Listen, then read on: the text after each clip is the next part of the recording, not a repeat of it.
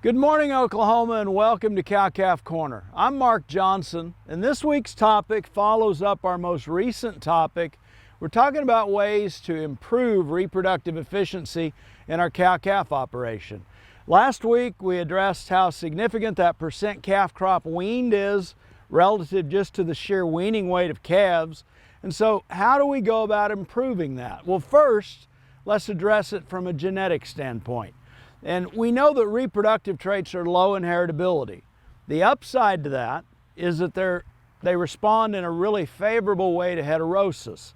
And the genetic component of everything, all traits that we measure in beef cattle production, can be split into two components. There is the additive genetic component, the impact of individual genes, and then there's the gene combination value in the way the genes pair up based on the mating of sire and dam. So one of the things, and probably the first thing we can do to improve reproductive efficiency and percent calf crop weaned, is to consider a crossbreeding program where we've got a crossbred cow so that we're capitalizing on that maternal heterosis on the bottom side of the pedigree, because the crossbred cow holds an advantage in reproductive fitness over a purebred cow. Now, that's not to say that selection for additive genetic merit in the breeds that we decide to incorporate into making that crossbred cow, and in particular, the sires we select within those breeds, that we shouldn't pay a lot of attention to additive genetic merit, or particularly take a close look at expected progeny differences that fall under that maternal heading in whatever breeds we're considering. Genetic change is cumulative and permanent when we think about additive genetic improvement.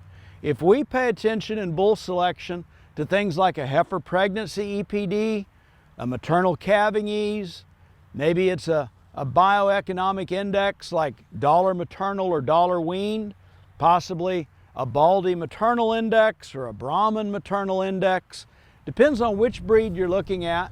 But consider those EPDs that fall under that maternal heading, and selection pressure put on those numbers in our sire selection is still going to help us make genetic improvement, even though those reproductive traits are low in heritability. The other part we want to consider is management. And when we get into the management aspect, there's really two big components here. One is a good herd health program.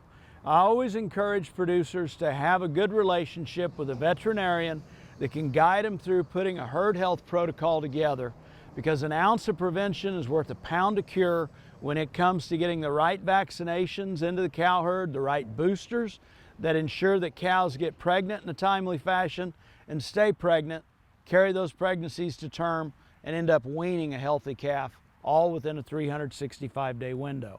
The other part of management is just nutrition.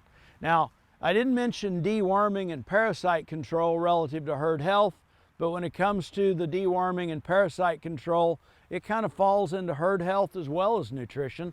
Sometimes a proper deworming is a really inexpensive form of feed, but the thing to keep in mind, and particularly this time of year going into a spring calving season, that if we've got those bred heifers and cows in a body condition score of about 5.5 to 6 going into calving season, they've got the body energy reserves that they need, so that when that spike of nutritional needs goes up, particularly for protein and energy, once they begin lactation, they are still going to turn around and rebreed in a timely fashion. We know we've only got about 80 to 85 days after they calve that they need to be rebred so they can repeat that process within that 12-month window. And we never want to forget that the cows that breed back sooner and accordingly calve earlier are going to have a heavier, older calf by the time we actually get to weaning, which results in more pay weight or more weight going into the next segment of production for those calves that we're going to be weaning off that following year.